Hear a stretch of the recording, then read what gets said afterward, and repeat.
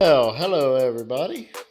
This is JP, and I would love to show you how I make my shirts. So I'm gonna take a moment and let you see what I do. So we have to make a shirt for Miss Tinkerbell that lives over in England, and she wants the WWWC shirt that was part of the giveaway last night. And if you look here, this is the design that I have come up with, and there I'm using Photoshop. So what we do is we come over here. This is my Geonite press. As you can see, it has the everything there. So we're going to go ahead and cut this machine on. And we have to heat up the press to 400 degrees. And while that's heating up, I'm going to grab me a shirt. So let's see. I think this is, yep, this is the one we need. So what we do, give me 1 second and I will show you. So we're back, and I have my paper loaded. This is a 13 by 19. This is a Sawgrass SG 800, and it prints out anywhere from 8.5 by 11 to 13 by 19. It is a wide format printer, and this is the sublimation paper that is loaded into the machine. It's a specially coated paper to make sure that the colors that are printed comes out vivid and very crisp and clear. So I'm gonna come over here, excuse all the soda cans. So what we're gonna do, if I can do this, I'm doing this with one hand, is we are gonna come up here and we're gonna go down to print, and then that's gonna bring up our printing, and we need to set this. We want to set it for landscape. That's going to take a minute. There it goes. So that is the exact size of the paper, 13 by 19. So we go down here, and we want to print the image mirrored. So we come down here to right there. It's hard to see them.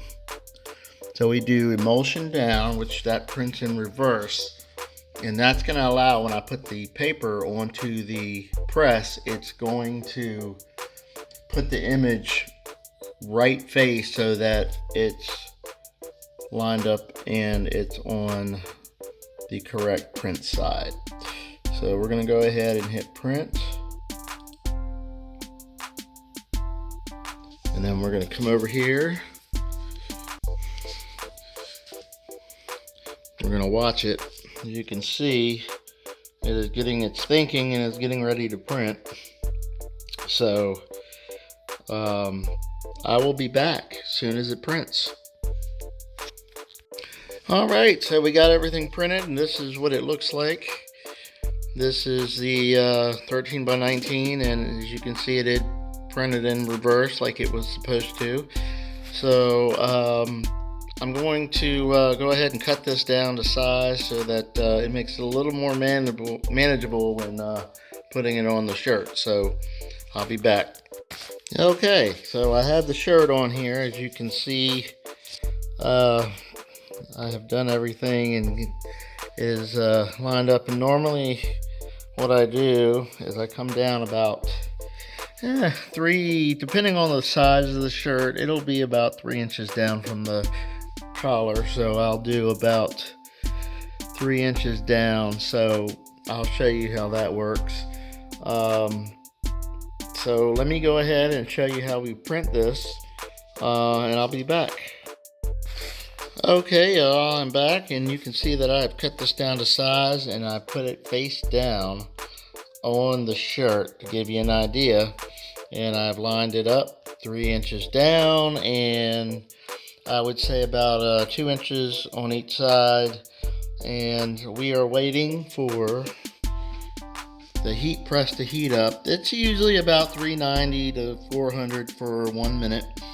And so that's going to take a few more minutes to heat up. And what I'm going to do is over here I have some heat tape. So I'm going to go ahead and tape that. So what you do is you just come over here. You just want to tape it down, make sure it's not moving too much. What the heat tape does is it withstands the 400 degrees.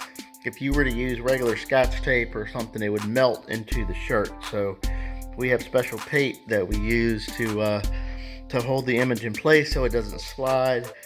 And when you lift up the when it's done, you lift up the press. When you lift the platen up, sometimes this paper will want to lift up with it, and that causes it's called ghosting.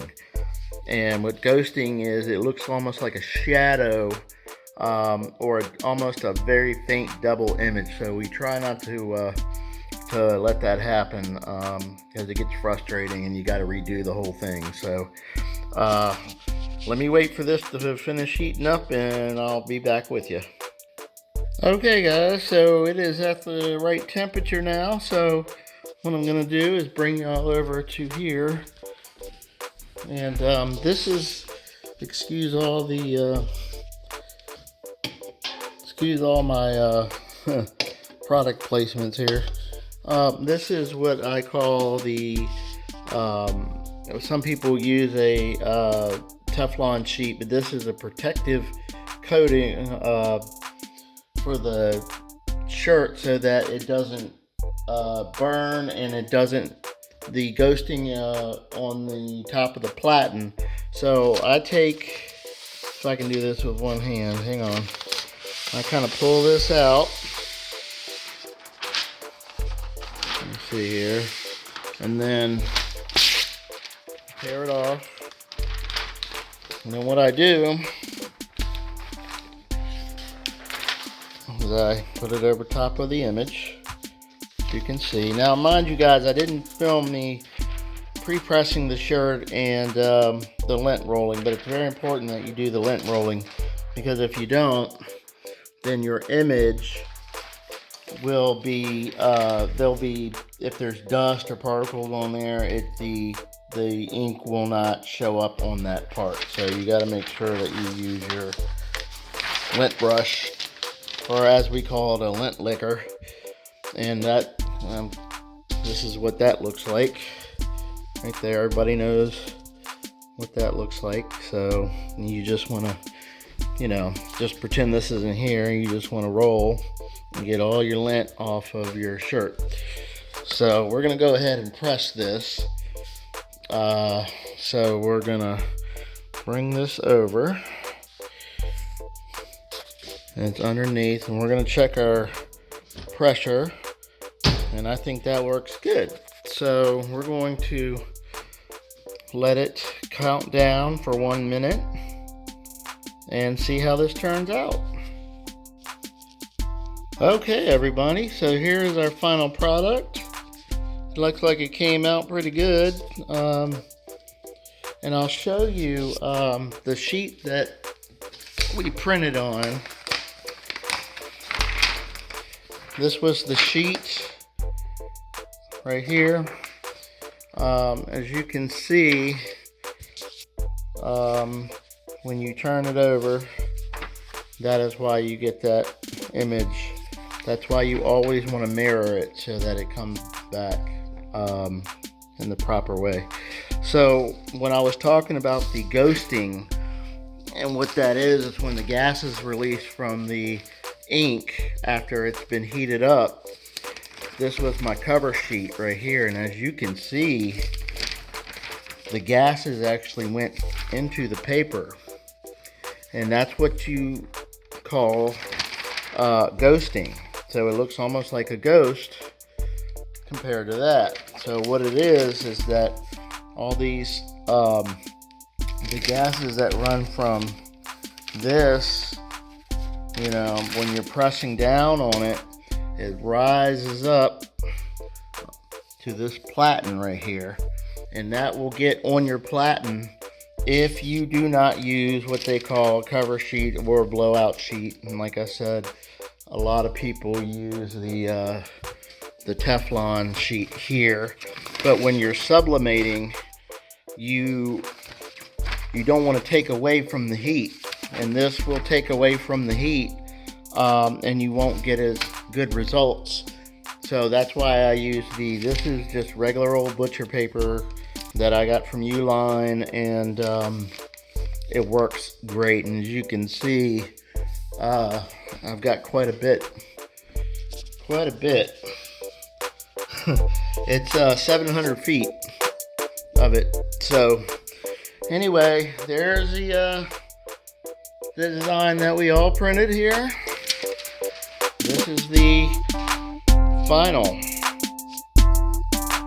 for Tinkerbell that lives over in the UK, and congratulations, your shirt is on the way.